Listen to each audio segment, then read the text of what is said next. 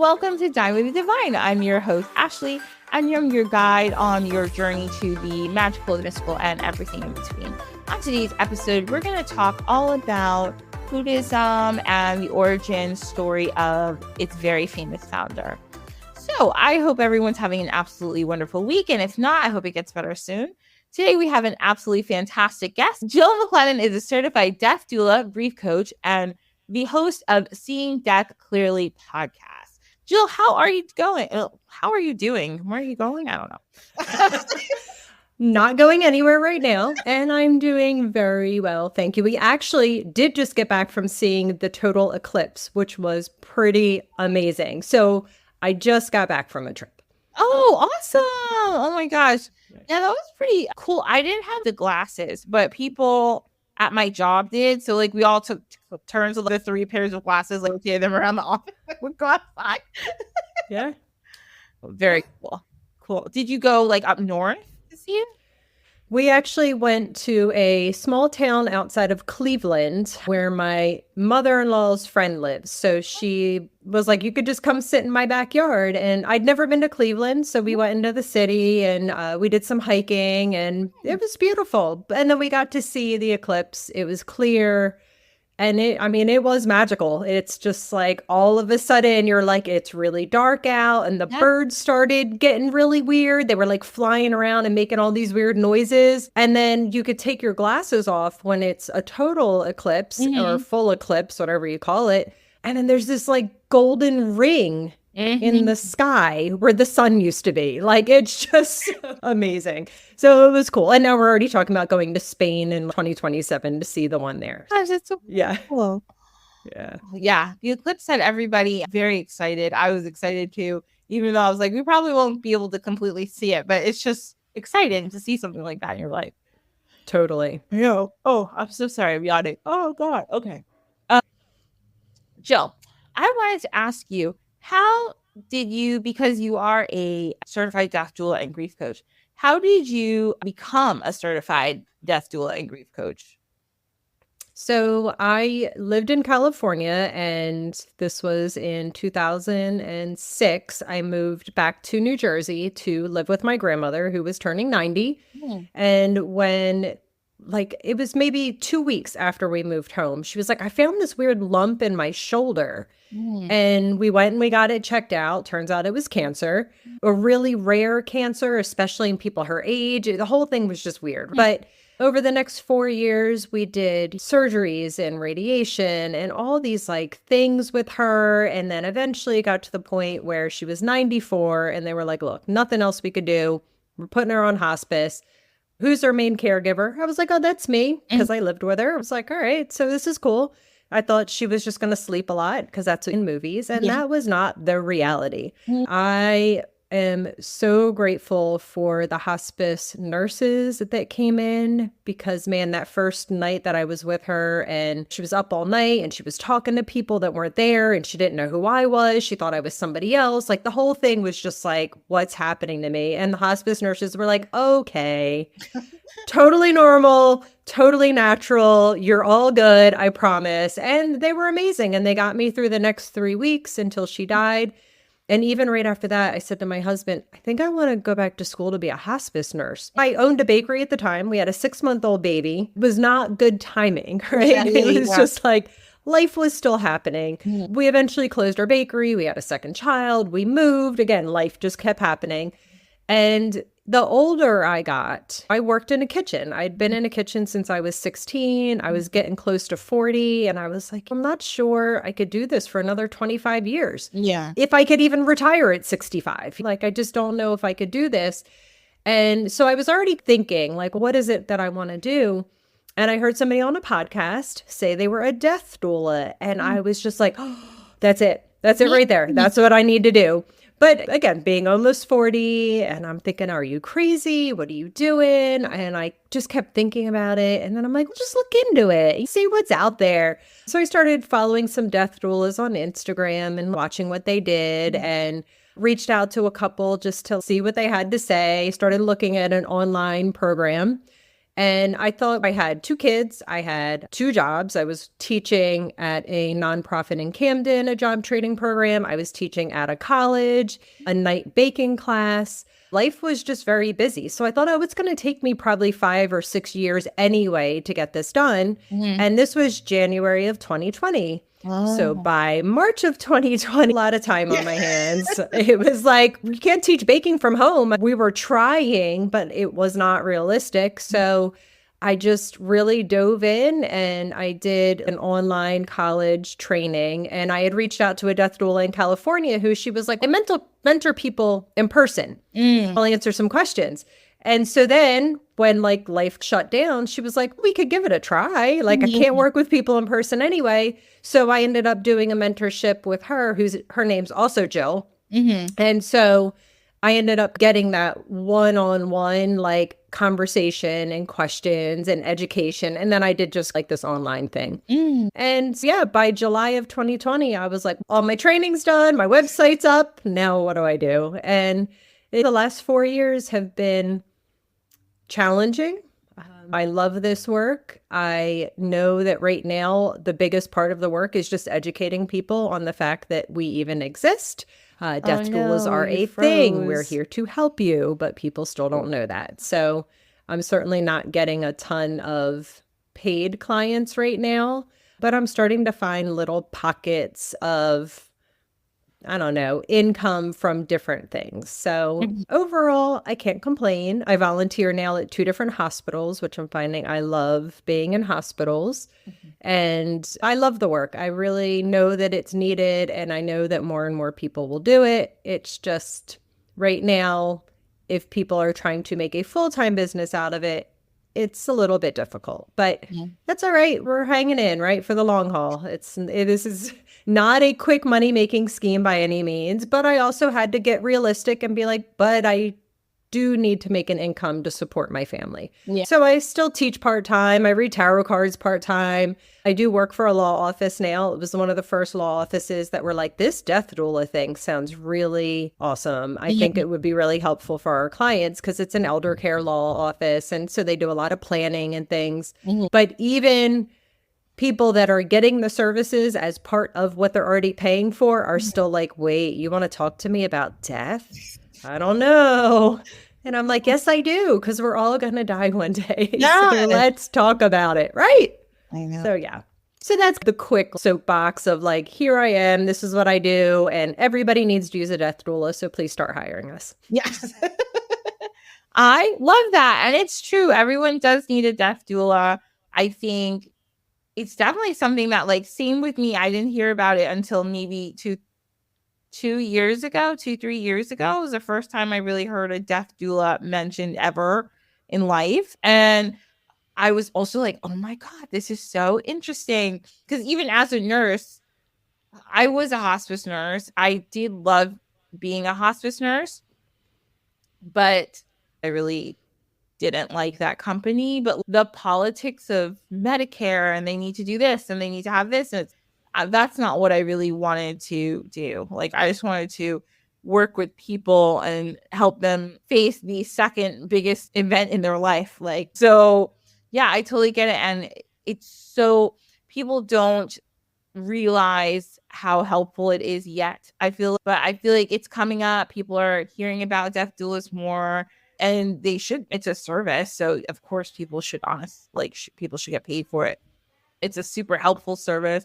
And their death doulas do so many different things. Like, you can do planning. It's not just like planning your death. It could be like you're working for a law office, people figuring out where they want their shit to go, who they want their shit to go to, cleaning out their houses, deciding who they want around them when they're dying. All that kind of stuff is super important. And people don't realize that till they're slapped in the face with it. And that's the hardest part. When you're in the throes of grief and trying to figure out how you're going to deal with something, no one wants to make all these decisions. It's much easier to make them when you are still of sound mind and you can emotionally handle it than when, you're going through it. So we're both on our death doula soapboxes here. That's no problem. Yeah, but it is something that the more that we talk about it, the more that people will understand, because that is a lot of it. And I understand that too. Mhm. People are like, wait, what do you do? Yeah. And it's hard to explain something if you haven't experienced it yourself. And so I just recently went through the death of my aunt, and my mom happened to be at the hospital with me one of the days when I was there, and I was talking to the doctors, and I was like talking to the nurses, and I was like doing all this stuff. And afterwards she was like, oh, I really didn't understand what you did, but now that I saw it, it makes more sense. Yeah. And I was like, yeah, no, exactly. Like it is hard to explain something that most people haven't really experienced yet. The more that people use a death doula, then they're going to tell their friends. It's just like birth doulas, right? Yeah. Like when I had my son 13 years ago, none of my friends were using birth doulas. Mhm. Heard on the fringe a little bit something about these people, Yeah. but I didn't know about them. Now I know probably 5 easily off the top of my head. I Yeah. feel like almost everybody I talk to uses one. Mhm. And so now when their friends are having babies, they're like, you have to use a birth doula. Yeah. So even if the friend doesn't understand yet what the birth doula is going to do, their loved one saying you need to use this person, it's going to be helpful. They're like, oh, okay, cool, then I'll use one, even if I still don't get it. And that's where death doulas will get eventually. I'm positive. 100%. I agree. And the same thing with birth doulas. I remember like people used to think, okay, first of all, this happened to me. I did a little talk at like a senior center about like death doulas, and most people in the room were very receptive to it, and they were super cool about it. There was one lady who was like very mad, and I don't know why. She was like very annoyed with me. And then she came up to me. She said, first of all, I thought you were one of those crackpot birth doulas. And I was like, what? Okay. I'm a real nurse. And I was like, oh, okay, but and of course, like I'm in a public place. I'm not going to start schooling this woman, this 70-year-old lady who's screaming at me. But I wanted to be, first of all, birth doulas never said they were nurses. They're just doulas. Like it's a different thing. She's like, but now you're talking about dying. And she's like, so you don't give medications? I was like, no. And in this talk, I think I said I was a nurse, but I said when I work as a death doula, I don't work in a nursing capacity. I just do doula stuff. So she was just so irritated. She's like, I don't understand. Meanwhile, I had given an hour presentation with like slides.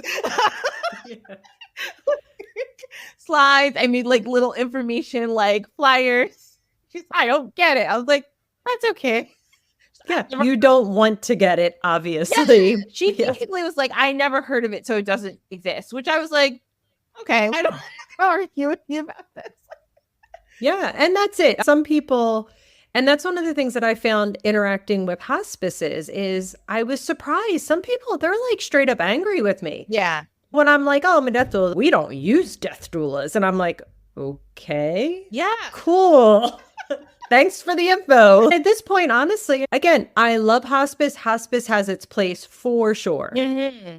I personally, I don't think I would ever want to work for a hospice for a variety of reasons. Some of it is I hear the politics and the way that Medicaid has to get paid and the hours and like all that stuff, right? I don't want to get mixed up in that. Yeah. But also now that I've started volunteering at a hospital, I'm really enjoying talking with people that are earlier in the stage of whatever it is they're going through. They might not be dying right now, but if they're going through these cancer treatments or they just got the diagnosis or the doctor just said to them, by the way, we can't continue the treatments. They're not working anymore.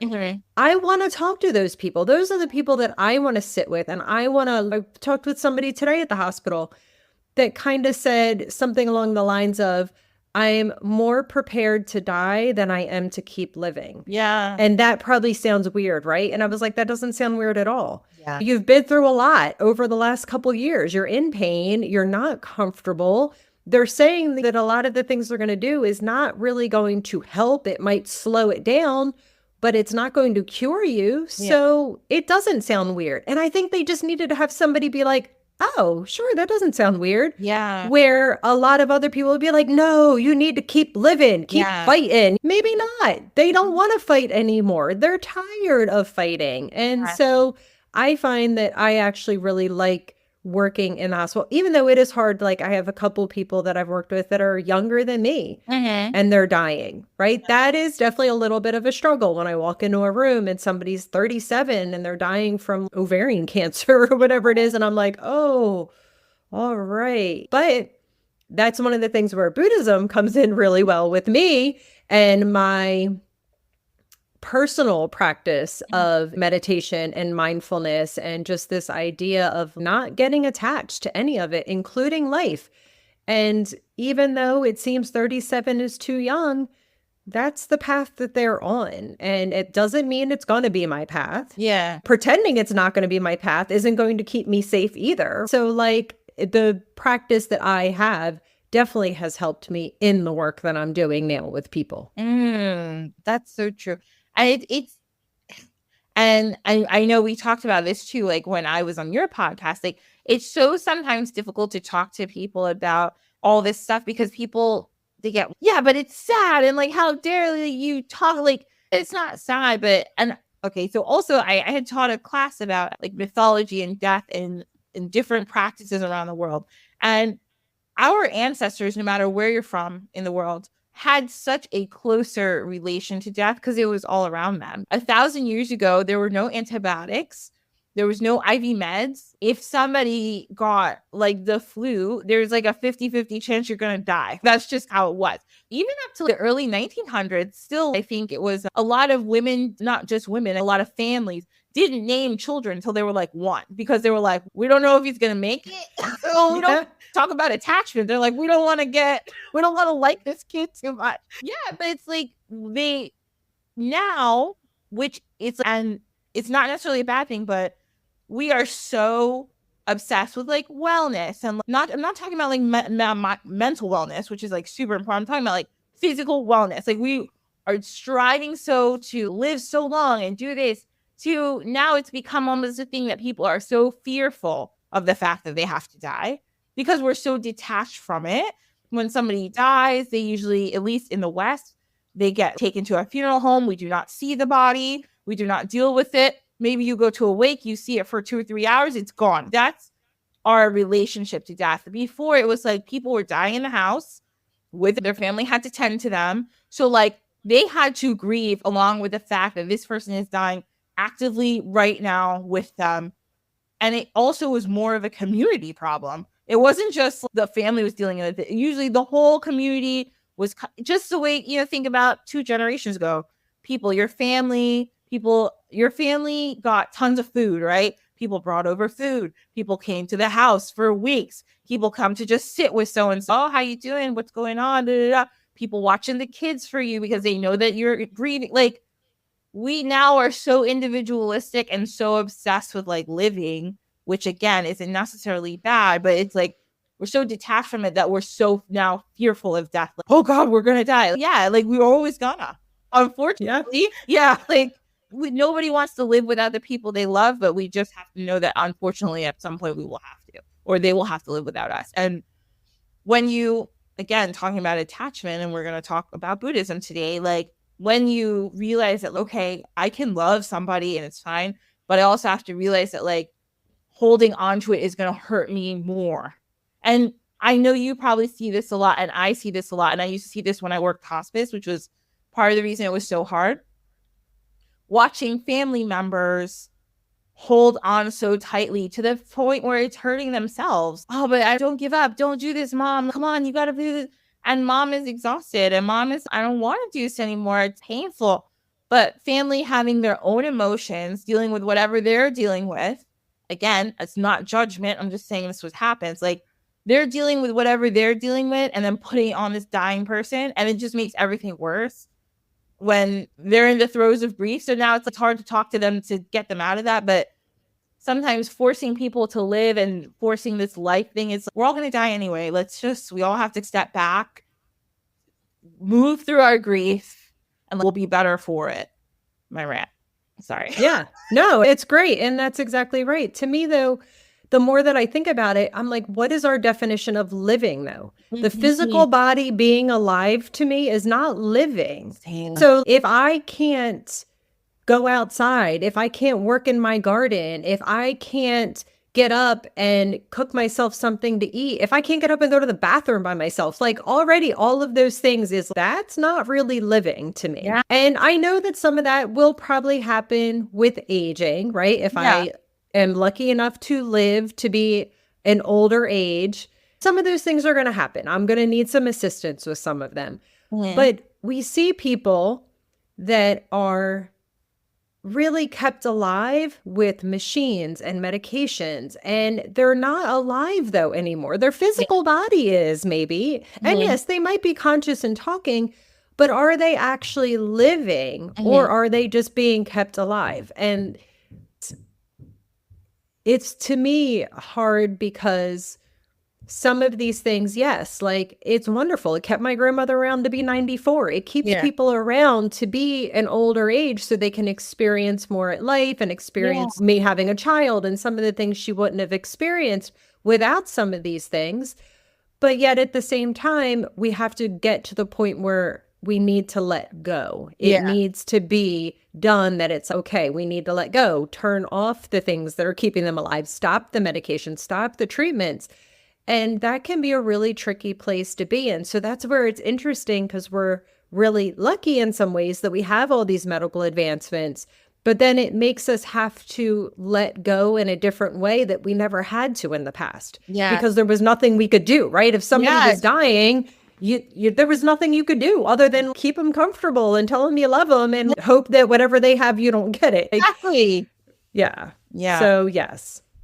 It's wild. It's such a complex conversation, and I think there's so many things, like especially with death doulas, that like we can all get together and talk about, but then when people look at it, they feel like you're being flippant about it, but it's not. But like everything you're saying, that's the core of it. What is living to you? Living is literally enjoy. Like you have to be able to. Obviously, everybody has their own definition, but you have to be able to do what you want to do. Whatever you feel is living is really living. And when people decide the way I am right now is not bringing me any type of joy or content, like it's important to listen to people and hear them and let people make those decisions for themselves, especially when they're of sound mind and you know that. So it's a really hard thing to do, but I think it's so good to honor people in that way. Sure that that's one thing that death doulas help with, which is the best thing. For sure. And the last thing I think before we move on, but just to say how there are definitely people that are like, how could you be so casual about death? Like just having these conversations. It's not that this is something that just happened overnight, right? It is practice. The more that I talk to people, the more that I am around people, the more comfortable I get.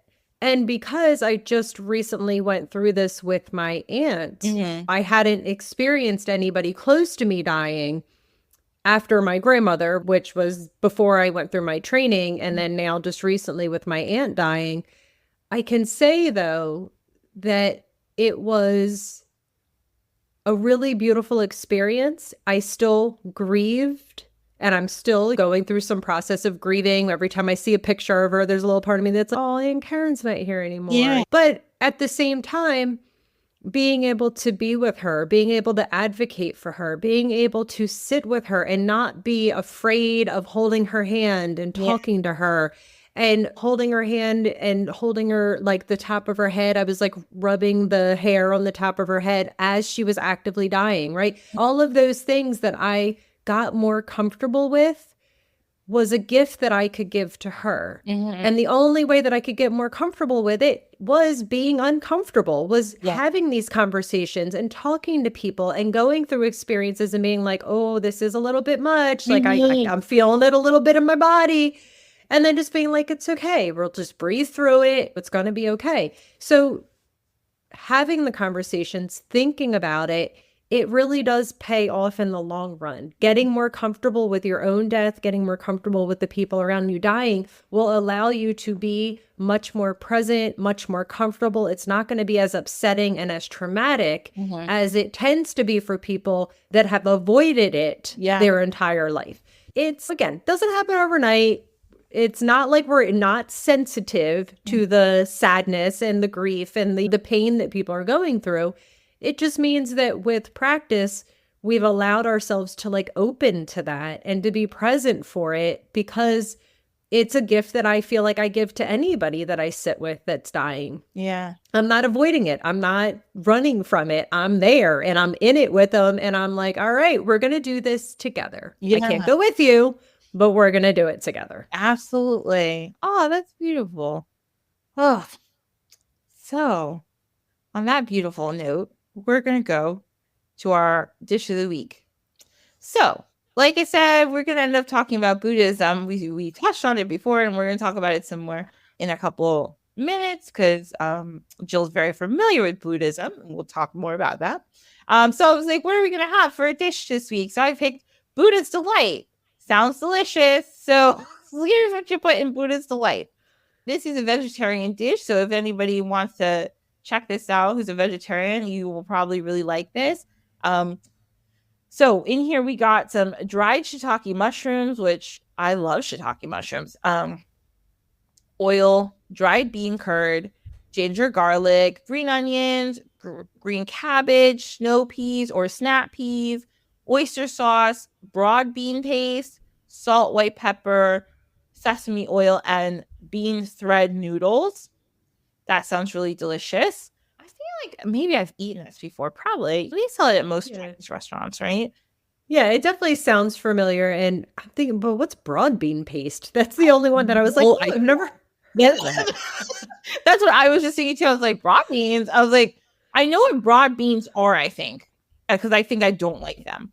But I've never heard of broad bean paste. I guess if you mash up a bunch of broad beans, maybe you have broad bean paste. I don't know. But now I'm going to look it up when we're done, because now I'm really curious. And then you will just soak the mushrooms in some hot water. This is actually, okay, first of all, if you're going to make this, it's going to take a minute. This takes 2 or 3 hours. Well, this is not a lunch thing, everybody. You're going to make this for dinner and you're going to start at 3. Just work. But you're cooking these mushrooms for an hour, then you're getting a large pan and you're putting the bean curd. It's like a whole situation. So I'm going to let you guys read it. Of course, I'm going to put in the show notes how to make it, because I'm not going to read all these instructions. It's too long. But it sounds nice. So just know that you could eat that. Hey, everybody. As you know, you're listening to Dine with the Divine. If you wouldn't mind, you can press pause now. You can press pause later. You can do it at the end of the show. If you could give us a review wherever you get your podcasts, whether it's Apple Podcasts, Spotify, I'd really appreciate it. Also, we still want to do a last call segment. So if you have any questions, comments, critiques, anything, feel free to email me at dinewiththedivinepod@gmail.com, where you can give me your information, whatever you think, and we can add it to the show. Okay, keep listening. It's a good one. Thanks. Bye. Okay. So now we're going to go to our tea time. So for tea time today, we're going to talk about Buddhism. Now, Jill, how did you find Buddhism for yourself? How did that become your practice or part of your practice? Yeah, so let's see. I was raised Catholic, right? Born and raised Catholic down in South Jersey. So it was farmland Catholic girl. Yeah. And it just, I don't know. There was parts of Catholicism that I loved. Mm-hmm. But there was also a lot of it that I just was like, I don't really get this. And I'd ask questions. And then the nuns would be like, you just believe. That's what faith is. And I was like, not sure about this. Yeah. And so when I was in 6th grade, right? So we're talking back in the 80s, they were cleaning out one of the closets or something in the school. And they found all these old books from the probably 60s, 70s, right? Mm-hmm. So it was in the 80s, not that unrealistic. Mm-hmm. And I could still remember the last page of that book. There was a guy sitting in lotus position and it talked about meditation. And I never forgot it, because I think part of me was like, oh, that's it. That's a thing. That's something that like I need to figure out, right? I need to find out more. Mm-hmm. And so then I had heard of yoga when I was in high school. There was like a night class that one of the libraries was putting on. So my mom and I went to a couple of yoga classes and I was like, ooh, this is really neat too. Yeah. And so then I started trying to learn more on my own. And I tried reading a couple books about Buddhism when I was probably about 19 or 20. But I didn't have any teacher, right? I didn't have anybody that could answer any questions. So I just felt very like it was all over my head, right? And I tried, still couldn't get it. And when I was 21, I went to the Culinary Institute of America in Hyde Park, New York. So it was a great culinary school. I worked really hard to get there. I worked 2 jobs and I was an RA just to afford to be there, right? Like I really wanted to be at this school. And I went away for my internship down to Florida. And I got into a fight at a bar Oh no. with one of my coworkers, right? Because again, I'm from Jersey. So if you talk shit to me, I don't care who you are, right? Like I'm only 5'4", but I don't care who you are. Yeah. And it ended up starting with a guy, and he said he was going to take me outside, and I called him a pussy. Because I said, only pussies will take women outside and fight them. And his friend, his girlfriend, was the one that actually came up behind me and hit me from behind. God. So I ended up fighting her, but I got fired for using a foul word because it was against their policy. She got fired for hitting me. He got fired for threatening me. So we all got fired. Oh. I was 15 weeks into an 18-week internship. I almost got expelled from the college. The only reason that I didn't was that morning I went to my executive chef and I said to him, they're really abusing people in the pastry kitchen. They're hitting, like not hitting people, but coming up behind you and bumping you. They locked me in a walk-in one day, locked the door so I couldn't get out.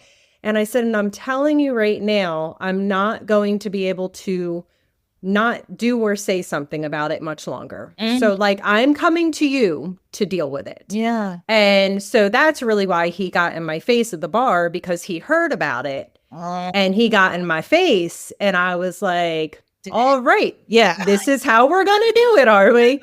Lost my job, got actually really depressed. I was really in a deep depression after that.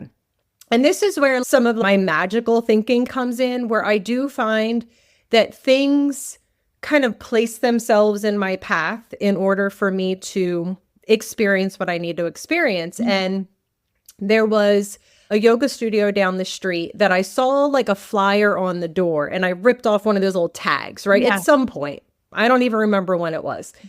And then one day I was getting my car serviced. And again, this is back in like early 2000s. So like we didn't have smartphones. So they had computers that you could get on. And so I got onto the computer, and up on the main screen was the website for this yoga studio. And I was like, oh, that's interesting. I've heard of that before. And then again, a little bit more time goes by. I'm cleaning my bedroom on my day off and like literally just barely dragging myself out of bed because I was in a depression. And I found that little slip of paper. And so I called, and the owner answered, and he said, we're going to have meditation in about an hour. Why don't you stop by? And I was like, I've never meditated. He's like, oh, it's fine. It'll be fine. Yeah. So I get there, and it's an hour long meditation. And so I said, and it's only me, him, and his wife. Nobody else came. So it's not like I could get up and walk out. So I sit through this hour, and then they start like chanting, and I got this book, and I'm like, I have no idea what I'm saying. I'm like, this is all bonkers. But I got done it, and I was like, I actually feel really good. Like, this is the first time in probably 2 months I felt good. Oh, wow. And so he said, have you ever done yoga before? And I was like, I did a couple classes in high school a few years ago. And he said, why don't you come to one of my classes? Yeah. And so I went to class like the next day, and he said to me, I think you were a yogi in a past life because you naturally are really good at this. You should take my teacher training. And I was like, are you out of your mind? I was like, this is like the third time I've done yoga. Really? And I was like, all right, I'll think about it. And I'm like, when does it start? And he's like, we're starting next week. And I was like, oh, all right. How about I get some time to think about it? And I went to class every day that week, and he just every night he'd be like, Jill, you gonna take my training? And I would be like, I don't know. And then eventually I started taking the training, and the training was ending on the week that I was finishing my second internship. I just found another one in Florida. So it was another 18 weeks all over again after taking 2 weeks trying to find one, right? So 20 more weeks in Florida. But I would have never gone to that yoga studio. I would have never had the time to take that training if I wouldn't have gotten fired from this job. And when I graduated from that program, I cried and I was like, you saved my life. Honestly, I potentially would have committed suicide. Like I had already just had so many things. And so we'll do the quick trigger warning for people. It's going to mention rape. All right. So if you're not good with this, like pause for a little bit. Yeah, I'll put a Okay. timestamp. So about a year before I had gotten into that fight, my boss propositioned me to sleep with him for money. And when I told him no, he drugged me and he raped me anyway. Oh my God. And I didn't tell anybody. I went through this whole, and so it took me many years to figure out that around that same time every year, I've gotten into a fight, whether it's physical, whether it's verbal. It took until 2022 for me to be talking to my therapist, for her to go, because I was like, I don't understand. Like, why is it around the same time every year I just fight with people and I don't get it? And she was like, what else happened around Memorial Day weekend? I was like, oh, that's when my boss drugged me and raped me. And she was like, hello? Jill, like you couldn't fight then, so now you fight people around that same time, right? You go through this cycle. And so like I had been dealing with all of that, and I really potentially, there is a very good chance that I could have committed suicide because I just was that deep in like this pain and this suffering and just holding it all in and not telling anybody. And then I got in that fight and I almost got expelled, and it just all was too much. And so I cried at my graduation and I was like, you saved my life. Literally, you saved my life. And that was in 2001. And so then I like practiced yoga, and I had been meditating on my own, and it was really good for me, right? It was a practice that I kept up with for many years, off and on. And so then I started working in 2014 at a nonprofit.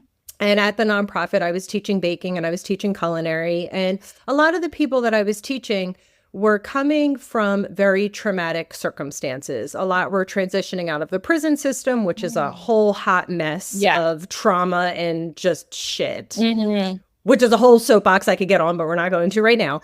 But then there was also people were being shot and killed. Their siblings were being shot and killed. Their parents were being shot and killed. There was drug overdoses. It was like, and me being very caring and very empathetic, like I just couldn't not take it in. And finally one day when I had a student, her brother was shot and killed. When they had her brother's funeral, the people that shot and killed him burned down her house. Oh my God. So now her and her 1-year-old baby were homeless. Her mother had a nervous breakdown and was in the hospital.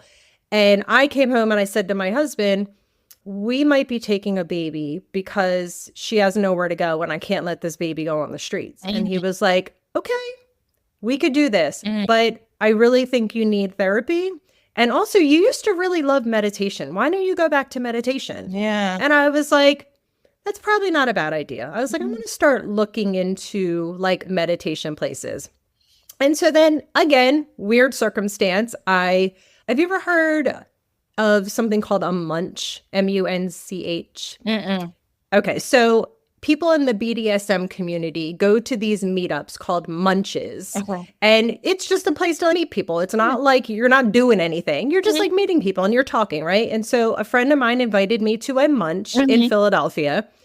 And I started like talking to this guy and we were hanging out. And he was like, oh, my friend down the street, he's got really good weed. You want to go smoke? I was like, all right, sure. Let's go do this. Yeah. So we go to this guy's house and we're smoking, and we just get into this really deep conversation. And he says, oh, I go to this meditation place on Monday nights. It's like an open meditation. You don't have to have any training. He was like, I think you'd really like it. And I was like, yo, that is crazy. Yeah. Because I just started looking for a place to go to meditation. Yeah. And so I went on a Monday night and I've never left. And that was probably in 2017.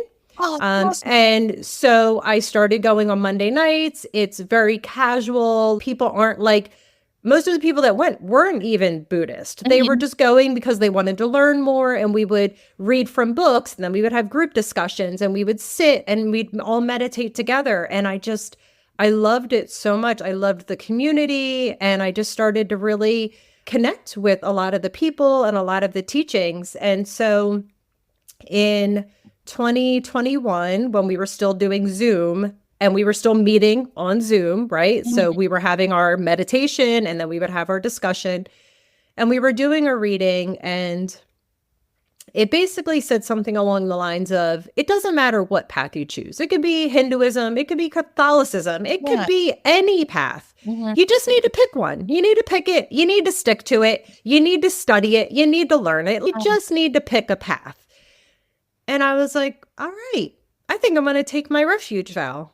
And I thought about it for a couple of days, and I reached out to one of the teachers and I said, I think I want to take my refuge vow. And he was like, all right, then let's do it. And so I talk about attachment, right? So I had been one time out to this house that he gives vows at, and it's like out in Pennsylvania, beautiful. He's got his own shrine on his property, right? Then they had this beautiful dinner and all this stuff, right? I got COVID. Oh, no. 2 days before I was supposed to take my vows. So I couldn't go in person. And so I had to give up my attachment to what taking my vows was going to look like. I already had my dress picked out. I was ready. And instead, I had to sit in the same room I'm in right now by myself. My family wasn't even with me. They watched it over Zoom too, because we were still, at that point, I was still trying to make sure I didn't get people sick. We still were in that place. And so I said, this is a great first practice as a Buddhist, was to let go of my attachment to what I thought it was going to be like. Because when I used to have my bakery and I would do wedding cakes, there was the couples that would come in and you'd be like, oh, they just want the wedding. They don't want the marriage. They want the cake and they want the party and they want all that stuff. They don't want the marriage. And so I was like, I'm not doing this for the party. I'm not doing this to go through this experience. I'm doing it because I'm committing to myself to follow this path, to learn, to study, to practice, to just commit myself to one path. And I still do have other little practices from my Catholic background, some like witchy kind of practices that I bring in. But really, for the most part now, I just try to focus my efforts on practicing what I'm learning as much as I can. There's a ton of information out there to learn. I am certainly nowhere near an expert. That's just how I got here. And now it's been a couple years and I meditate every morning. And sometimes it's 10 minutes. Sometimes it's 30 minutes. I am trying to just keep a regular schedule. I still have 2 kids. I'm still working. I'm still doing stuff. So there's days when, yes, I would love to sit every day for 30 minutes. Some mornings that's not realistic. It's just not going to happen. But yeah, so that's how I got here. That's like the long, right story, but really all part of my healing journey. And I am very grateful for it. Oh, and then one of the things too, there's a practice in Buddhism called Tonglen. Okay. And so it's sometimes translated as sending and taking. Okay. And the way that I had learned it that was very helpful for me, it's very counterintuitive to what we try to do, right? Most of the time, we want to push away things that are bad, push away the negative, and only take in the positive, right? Where with Tonglen, it's actually the opposite. We practice taking in the negative. We practice breathing in all of the negative things. And the way that people have visualized it is like a dark, sticky, heavy substance. We're taking that in and we're transmuting it into love and light, and we're giving that back out to the world. Now, you could practice Tonglen. Usually when they first teach it to you, they'll say, start first with somebody that you love, right? Somebody that you love and you're like, all right, let me take all your ick and give you back love, right? And then you work on people that are a little bit harder, right? So then I started working on some like family members that I had some like issues with where I was like, all right, I'm going to take it for you. Don't really want to, but I'm going to. And so then you can open it up to your whole community. You could open it up to the whole world, right? You can open it up to whatever you want. Mm-hmm.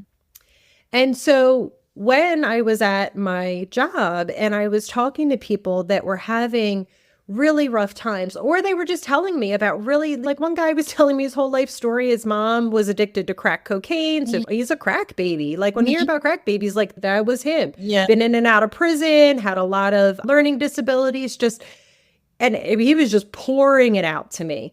And in the past, I didn't want to, but eventually I would have to close myself off. There was just only so much of it I could take. Yeah. And so I still remember listening to him talk and saying to myself in my head, breathe in the pain, breathe out love, breathe in the pain, breathe out love. But I was able to sit and hold that space for him and allow him to just tell me these things that in the past I would have just held it. Yeah. And then eventually I would have been like, I can't hold this anymore because it's going to make me sick. So that practice was life-changing for me. It was life-changing because now I can sit and I can hold that space. And even like when the war started in the Middle East now, the only thing that I could do is I practice Tonglen for all the mothers, especially. Yeah. I'm like, just all these mothers that are losing their babies on both sides, right? Whether it's your kids out fighting and getting killed, whether your kids are getting killed because they're getting blown up, like all the tragedy. So I just sit and I practice Tonglen for all the mothers, but really all the mothers of the world that are losing babies and they shouldn't, right? They're just too much tragedy. So it's changed the way that I show up in the world so much. I love that practice. It's amazing. First of all, thank you for sharing that your whole journey with us. I really appreciate that.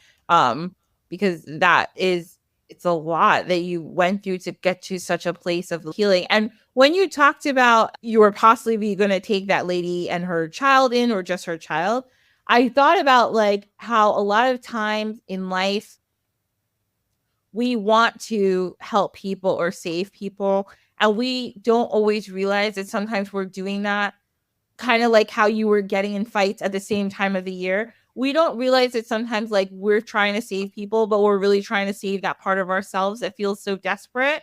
And so when your husband's okay, that's okay, but maybe also you should talk to a professional about all this.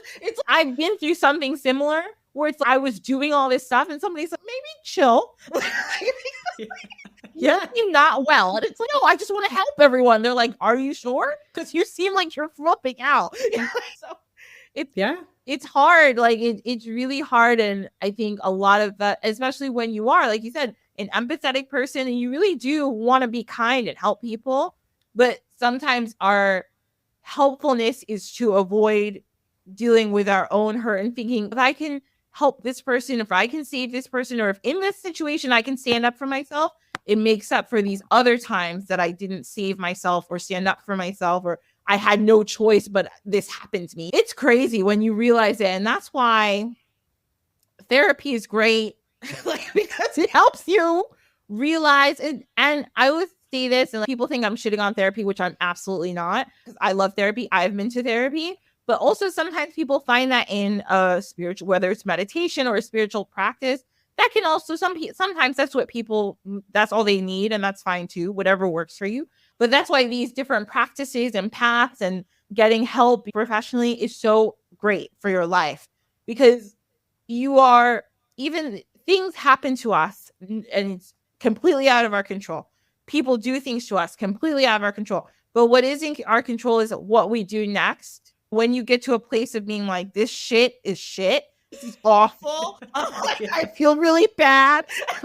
Then you can be like, what am I going to do with this feeling? How can I make this productive? Maybe I can talk to somebody to help me move through this shitty part of my life. Maybe I can help myself by finding some type of way to deal with it, whether it's meditation or a spiritual practice, or I don't know, learning how to box, whatever it makes you feel better. So that's the best thing. It's like, even though we cannot control how others treat us or what life throws at us, you can control when you're ready, how you move through your pain, because you're able to do it. When you get to that place, you can do it. Okay. I stood on my soapbox about trauma. Yeah. But it is true. And that's why there is people to help support you through those things, right? We also don't have to do it alone. Therapist, any spiritual practice you do, that's why there is people to help guide you. So like, you don't need to do it alone, and there's no shame. And I think for the longest time, that's why I didn't tell anybody. I was ashamed. I was embarrassed. This shouldn't have happened to me. Why was I so stupid? How did I let these things happen? Where like now, and really for a long time, I couldn't even talk about it without crying. It just, when I would start to talk about it, it would like all bubble up out of me because I'd spent so many years trying to keep it down. Now I could talk about it, no problem, right? For the most part, I'm open about it. I don't have any shame. I'm not embarrassed. I'm not embarrassed that I needed help, right? That I had to go to therapy to work through it. Like, it's part of life, and there are people to help you. So just don't be afraid to reach out for help. Absolutely. In any situation, we're here. Somebody's here. Don't worry. Yep. So with all that being said, and Jill sharing such an amazing story with us, I'm also going to we're going to head over to Wikipedia real quick, because I love Wikipedia. So Wikipedia talks about Buddhism as Buddhism, or known as Buddha Dharma, or I can't see this. There's a lot of pronunciations from the Indian subcontinent that I may mispronounce. I apologize. If anybody listens to this podcast, you know that I am terrible at pronouncing things, and I really do try my best. Dharma. Okay, you guys, Buddhism. We'll just call it that. So it's the world's fourth largest religion. There's over 520 million followers estimated around the world, and it's about 7% of the global population. It originated, and we'll talk about where it originated, because we're going to tell you the very short abbreviated story of Buddha in a minute. It originated with Buddha in 5th century BCE, and then it spread through much of Asia. Now, the thing about it is Buddha himself was from an area near Nepal, India border. So a lot of people are like, why don't more people practice it with India? It's because India already had a religion. They're like, bro, we've been doing this for a long time. There are Buddhists in India, but there are more Buddhists in China, Vietnam, Thailand, Southeastern Asia. There used to be some in Central Asia, but then it got knocked out by Islam when Islam came along a little later. The big thing people need to know about Buddha is that he was really into everybody should do stuff in the middle. And it goes into his story. But so it's like being super rich or being really extreme about stuff, it's like really unnecessary. Like, you don't need to do all that. But then not doing anything isn't really great either. He was like, just stay in the middle and you'll probably be fine, which I think is a really good philosophy for life, because it works most times. Stay in the middle, you'll be fine.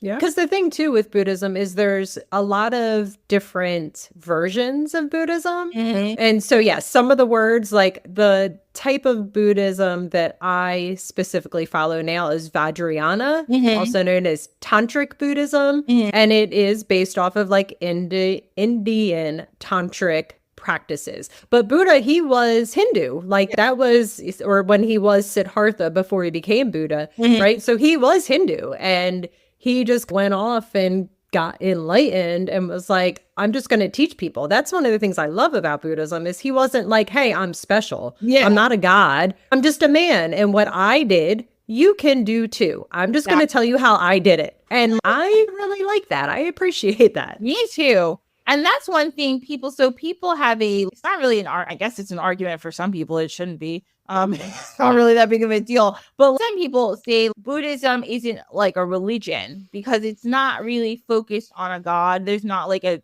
definite theology in Buddhism. So some people say it's a philosophy. So there are people who, I guess, argue, like I said, and you don't have to argue about it. It's not really necessary. But they will say, oh, they're Buddhist and Jewish, or they're Buddhist and Christian, which is okay, cool. If that's what you choose to do, it's not a problem. And a lot of the times you can do that because you can mix a theology with it if you so choose. There's different schools of Buddhism, but there's also regionally, depending on where you are in the world, a lot of the time, because it's more of a philosophy than a full religion, those areas have mixed their folk religion or local religion. So a lot of, for instance, Tibetan Buddhism does have different types of gods you might find in it, based on indigenous Tibetan folk mythology. So it's not, it mixed with Buddhism a lot. And the same thing with, there's a lot of mixture with Taoism and Buddhism from China, Shinto and Buddhism. There's a lot of different stuff going on depending on the region of the world that you might be in, which is really interesting. Because mine is Tibetan and there is some like gods and like goddesses. And again, some of that stuff I don't really get into. Yeah. We'll have like different chants and things. I'm like, all right, cool. That's not really the path I'm going down. Yeah. But again, I try to learn as much as I can, but it is Tibetan Buddhism. Yeah. Okay. And that's the beauty of it, right? It's like you don't really have to if you don't really want to. You can do your own thing with Buddhism because it's like there's just like Christianity, just like any religion, there's central concepts. It's like we all believe this, but like you can spice it how you like. We all follow the same thing. So one of the concepts we have is like the Four Noble Truths. So these truths are, now I'm gonna do my best, which means not being at ease or suffering. So dukkha is a innate characteristic of the perpetual cycle of grasping at things, ideas, or habits. So saying basically like you will continue to suffer as long as you keep trying to like attain something or get something, or like you're still so needing to have something. So that's dukkha. Then you have samudaya, which is that dukkha is caused by tanha, which is a craving or desire. So the reason that this is happening is because you have a desire for something, or it literally means attachment or thirst also. Then we have nirodha. So this means that dukkha can be ended or contained by the confinement or letting go of tanha. So saying that you can stop suffering by detaching. And then marga, which is the path that's leading to the confinement of tanha or dukkha, classically known as the Noble Eightfold Path, but sometimes other paths of liberation. So we'll talk about the Eightfold Path in a minute. So basically it's saying marga is talking about how you can get out of this now. Now we also have the three marks of existence, another concept. So many schools of Buddhism teach these three marks of existence, which is dukkha, which is the unrest or suffering, anicca, which is impermanence, nothing is permanent, and anatta, which is non-self, and living things have no permanent soul or essence. Okay. You will not be able to hold on to anything forever. That's a big concept in those three. And then, also nirvana. And nirvana is peace. The whole point, Buddha said, was basically we're all trying to get to nirvana, which is a point where you feel totally at peace, meaning that you don't really need anything. You're like, I'm good, I'm okay. Because when you are reaching and when you're not feeling like you're lacking something and you have to have something, you're going to be in a better place, which is generally true, right? Like people who are like, I got to make money, I got to make money, I got to make money. That's a shitty way to live. And like, yes, we all have to make money to live. But if your whole life circulates around making money, you're not really doing anything productive and being happy to do that. But that is a different type of suffering because you're attaching yourself to money, which like money's money. You don't want to attach yourself to that. Also, the cycle of rebirth and reincarnation is big in Buddhism, as it is in Hinduism. And the same thing applies to Hinduism, but it's like a little different in Buddhism. So in Buddhism, the whole thing is you're going to keep being born until you get it, which I totally very much agree with that worldview. I think it makes a lot of sense. It's I really do think that you're just going to keep being born till you get it right or until you learn something. And once you reach nirvana, though, you don't have to be born anymore. You're done because you got it. You reached you won the prize. Let's see which other. Oh, and another big one that people talk about all the time, karma. Right? Oh, the karma, like bad karma. Like Karma. But karma is not really, it's not like you do something bad and like you're punished for your bad karma. From everything I've read, it's more, it's what you get in exchange for how you act or like what you do. If you are doing something negative, it can affect your life negatively. But say you do something that you shouldn't have done or something negative, or you treated somebody in a way that maybe was wrong. If you learn from that, then it's okay. You're fine because you learn something and you're like, okay, maybe I shouldn't act like that. That's not cool. If you apologize to that person or you do something to make it right, it's fine. Don't worry. Your karma is erased. Cross it off. It's more about yourself. It's not about other people. It's how you are acting yourself and how you're treating people. And basically, karma can also even be thoughts. So it can be like, you can be sitting around thinking shitty things about people or having negative thoughts about yourself. And that's not good either. No, it's not just against other people, it's against yourself. Because when you think bad about yourself, you're putting yourself down. You're not putting yourself in a place of peace or happiness because you're thinking about how you are lacking as a person or you're not doing what you're supposed to do. That's not good for you. That puts you in a bad place, in a negative place. And it also affects everybody around you. That's the other cool thing about Buddhism is that it's a very communal situation. It's like we're all trying to do well for ourselves because we realize that the better we treat ourselves and the more at peace we can be, the more at peace we can make our community, our family, our friends, and we could all be in a better place. That's why I like Buddhists. They're cool. They're very neat. Let's see. What else was I going to bring up? So those are some of the major things. There's a lot in Buddhism. We could go on for days, but I just want to bring up some of these little major concepts of Buddhism. Yeah, actually, I pulled something up that we read at the beginning of our meetings when we get together on Mondays called the Four Preliminaries. So I think it's similar to the Four Noble Truths, but this is one of the interpretations of it. And it basically says in your daily life, try to, number one, maintain an awareness of the preciousness of human life. Be aware of the reality that life ends. Death comes for everyone. 3, recall that whatever you do, whether virtuous or not, has a result. What goes around comes around. Absolutely. And 4, contemplate that as long as you're too focused on self-importance and too caught up in thinking about how you are good or bad, you will suffer. Obsessing about getting what you want and avoiding what you don't want does not result in happiness. And I just feel like those 4 things, really, if you think about that every day, including the fact that we're all going to die, right? Like we have this one life. It is precious, right? And it is going to end. And whatever it is that we do, whether it's something good or something bad, there is going to be a result, right? So be careful what you do, because if you do something bad to somebody, something bad's going to happen to you.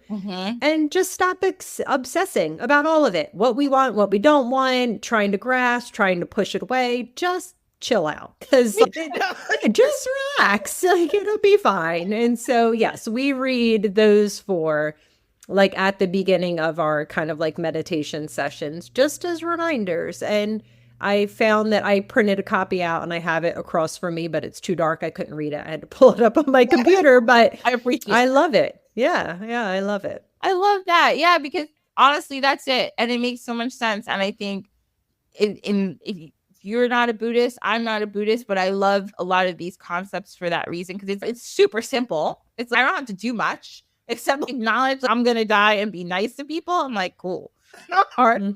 I can do that for free. It doesn't cost any money. So yes, I love that. So these are some of the concepts in Buddhism. Again, I'm going to have a link to some other websites that if you want to check out more about Buddhism, some good information about it. So now we'll do our story time, because I don't want to keep Jill here all evening, even though we could keep talking because this has been great. So we're just going to tell our quick story about who Buddha was, like what was his deal, what happened.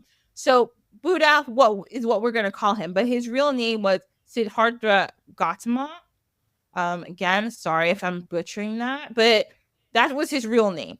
So and Buddha means teacher. So that's the title that he got later on. So he was born between the 6th and 4th century BCE in an area called Lumbini, which is near Kop, which is in the Shakya Republic, the Kosala Kingdom, near the border between India and Nepal. There's a really good movie I watched years ago. This is when I became really fascinated with Buddhism. I think what's his face? Oh, the actor that I really like. He's in that movie. Yeah, it's actually a good movie. I'm gonna put a link to it because I can't remember the name of it, but it's a very good movie, and it's very good at explaining like the story of Buddha, like actually very well. That's how I know his story is from that movie. So he was born, and apparently what had happened was, like we said before, Buddha was a Hindu. Like Jesus was Jewish, Buddha was Hindu, and like we said, they believe in reincarnation. Most people know that. So his mom was a queen. He's from a royal class. And apparently his mom was walking around outside, and then her and her servants stopped under this tree, and she's like, wait a minute, I need to give birth. And then she did. And then she gave birth. And apparently Buddha walked out, and he's like, everybody, excuse me, this is my last life. I'd like you to know. And they were like, you're a baby. What's going on? Okay, Buddha, cool. But he talked, and then I guess he went back to being a baby for a while. So then, as Buddha grew up, everybody loved him. He was great. Everyone thought he was fantastic. Especially his dad loved him. And I think, and I don't have this written down, but I'm pretty sure that his mom died like early on, I think. And I think his dad was super sad about that. And he loved his son so much that he never wanted him to be upset. He just never wanted him to be sad or want for anything. So he was like, this is what we're going to do. Keep him in here. I want everybody to be chill around my son. I want him to only see people like being happy and living good. So everyone did that because his dad was a king and that's what they had to do. So then Buddha, when he got a little older, he started to be a little suspicious. Is everyone really doing this well all the time? This is weird. So he had a friend who was living with him. It might have been one of his servants. But he asked them, he's like, can you take me out to the real world, to the streets? And I want to see how what the streets are talking about. And his friend was like, I'm not supposed to. And he's like, I know you're not supposed to, but I'd really like to see what's going on in the outside world because I've been in a palace my whole life. So his friend takes him out. And when he takes him out, he sees an old man, a sick man, and a dead man, like a corpse. And he is horrified. He didn't realize that shit like this happened. He was like, oh my God, this is so sad. So when he went back, his life is now changed forever. He doesn't know what to think. And he's like, people are suffering. Shit is going down. I don't know. And now he realizes that now he knows this information. He's internally having crisis. I can't live like this knowing that other people are like suffering and going through this and people are dying. This is so sad. He's like, you know what? I need to go on a journey and I need to figure out how to not suffer because I can't handle this shit. So his dad was super sad about it, but his dad's like, okay, you gotta do what you gotta do. Love you, son. He packed his bag for him, probably gave him some food and let him go. So he went out and he met these holy men who were living in the forest. And they were like monks. They were living in there. They were like, think of a monk in any religion, a monk or a nun. They live very simply, right? They don't eat a lot. They don't have a lot of stuff. They don't have lots of different outfits. They usually dress very modestly. So he met these people, but they were like even more extreme. They were living in the forest. They were eating whatever they could scrounge up. These people were out here just being like, no, we've dedicated ourselves to the spiritual path. So he thought, maybe I'll live good this way. So he did it for a while. And then he realized, I don't enjoy this. He's like, this is actually making me more unhappy than I was when I first saw that dead guy. I'm even more unhappy. I can't handle this.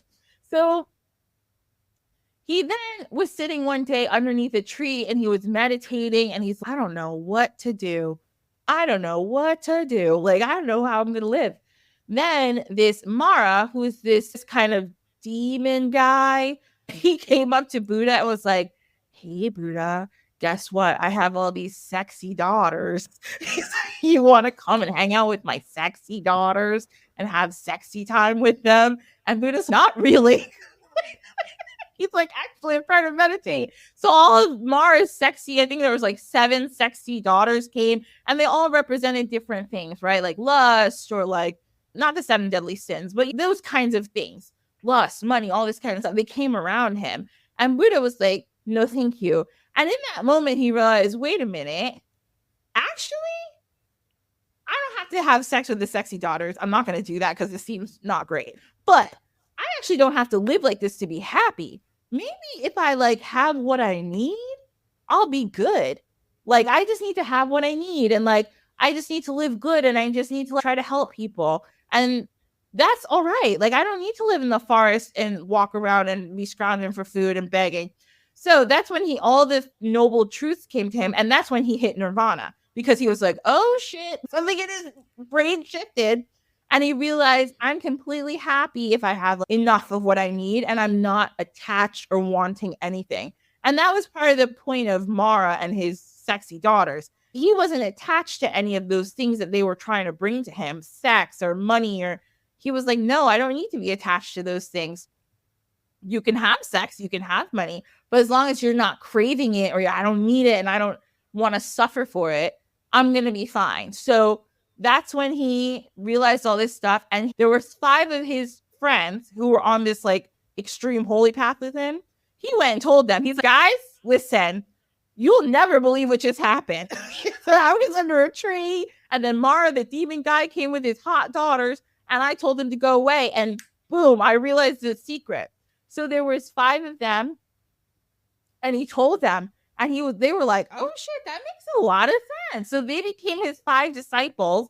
And then from there, he went around preaching like Jesus style. And he was before Jesus, but he was telling everybody like, hey guys, listen, I found out what to do. Just do this. And a lot of people were like, actually, that sounds like a really good idea. At the end of his life, they say that he knew he was going to die. He's like, I think my time has come. I've taught enough people. And they also said, though, that I read somewhere that they said he may have accidentally eaten spoiled pork. I don't know. Who knows? Oh. Which is weird, because I'm like, I think he was a vegetarian, but I don't know. Who knows? That could be somebody on the internet trying to trick me. But anyway, he wasn't reborn because he had reached nirvana. His body got cremated in the traditional way. And then people all over the world, his message spread through the Silk Road, and everybody heard about it. And people really love this idea of not being attached to stuff and just trying to find that happiness. And that's the story of Buddha. And he really changed a lot of lives and brought a lot of peace to a lot of people. Thanks, Buddha, Siddhartha. You did a great job. There's a theory that when Jesus disappeared for those years, he actually had learned Buddhism. And then that's what he brought back and was really trying to teach people, that eventually turned into his own thing. But that's actually where he had learned what he knew, which I think is pretty interesting, because Buddha was before Jesus. Yes. And it does make sense. He did disappear. Like he went somewhere else for a while and learned some stuff and came back and was like, hey, y'all, I learned all this really cool stuff. Let me teach it to you. And then humans did what humans did. Because even the stories of like Jesus's birth, if you look at Hinduism and some of their stories, they're pretty similar. There's a lot of similarities going on there. So I thought that was really interesting. I was like, oh, look at that. Yes. And there's a book. I read this book when I think I was in high school. And I should probably read it again because I didn't completely understand it, but I love the concept. I tried to be a Buddhist for 3 weeks. And then I was like, I don't think so. I love meat. And I was like, I don't know if I could do this. But it's called like Living Buddha, Living Christ. Yeah, same book I tried to read. Yeah, Thich Nhat Hanh. Yeah, it was the first book I tried to read. Yeah. And I was like, what? I don't get this at all. And that's the thing, too. Not all Buddhists are vegetarian. Again, the lineage that I follow, actually the founder of Shambhala, which is the centers that I go to and whatnot, he came from Tibet. He actually died from alcoholism, basically. He was a partier. And there's a lot of drinking and eating and having sex and all the stuff in the like tantric Buddhist path. Then there's also the Buddhists that I've met too, where they're like, no, like we don't harm anything. Yeah. Like no animals, no nothing. And yeah, so there's a flavor of Buddhism for everybody out there for sure. Exactly. And it's all up to what you want to practice and like how you everything in the world. I know there's rules in a lot of religions, but are they really rules, or are you just supposed to connect with your spiritual path the way you want to? Whatever makes you happy, fine. You can do whatever you want. And yes, I tried to read that book. I read some of it and I was like, this is a little confusing to me. What I did get from it was there's a lot of similarities between the two of them. And even the concept of nirvana, Jesus' whole thing was like, turn the other cheek. Don't be a dick. Help people who might need your help, even if you don't like them, because it's just a nice thing to do. Like the kind of similar idea of just be chill and everything will be chill is like very similar between the two of them. Everyone just fucking be calm and we'll all be fine. Yeah. On it. Exactly. Be calm. Just relax. Stop worrying so much and don't be a dick. Yeah. Come on now. And if we can all just do that, it would be a much better place for sure. 100%. Don't be a dick. Oh, yeah. That's Buddha. We talk about him, our new friend of the podcast, because we hadn't talked about him yet. And I was like, it's very necessary that we talk about Buddha because I love his story. And everyone should watch this movie. I will find out the name. Keanu Reeves is in it and he's very good. Yeah. I don't remember what it's called either. And I know exactly what you're talking about. And I can't remember it either. Like, the concept is like these Buddhist monks from I'm not sure which country come to this family and they live in America and they think that their son is like the reincarnation of one of their leaders. And it goes through all these. It's a really good movie. It's really good. It's cute. Yeah. Because the Dalai Lama, that's what it is. This reincarnation of this spiritual leader over and over again. And they do find them when they're young, which is part of what China is trying to do now, which is prevent them from finding the next Dalai Lama because Tibet and China and their whole hot mess that they got going on. So, yeah. Oh. Jill, thank you so much for joining us today. This was fun. This was a good time. This was fun. Yeah. And can you tell people where they can find you and your podcast on the World Wide Webs?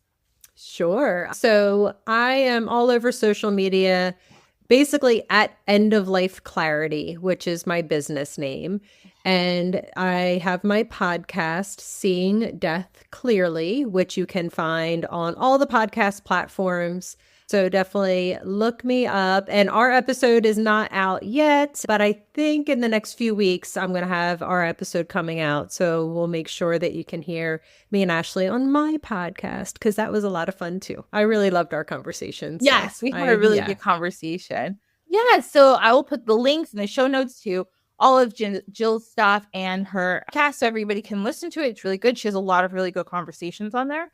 And thank you, everybody, for being with us. This is Dine with the Divine. If you have any questions, comments, concerns, feel free to email me at dinewiththedivinepod@gmail.com. You can find us on all the socials, except for X or Twitter or stuff. I don't know how to use that. But I do use Threads. I don't know. Don't ask me. YouTube and Facebook and Instagram. Sometimes TikTok. It depends on how I feel that week. Also, if you want to follow me, Ashley, I'm at Sankofa, HSSSANKOFAHS on Instagram, TikTok, Threads. I'm Sankofa Healing Sanctuary on Facebook if you want to get at me. So, thank you, everybody, once again. I hope everyone has a fantastic week, and I'll talk to all of you next week. Bye! Bye!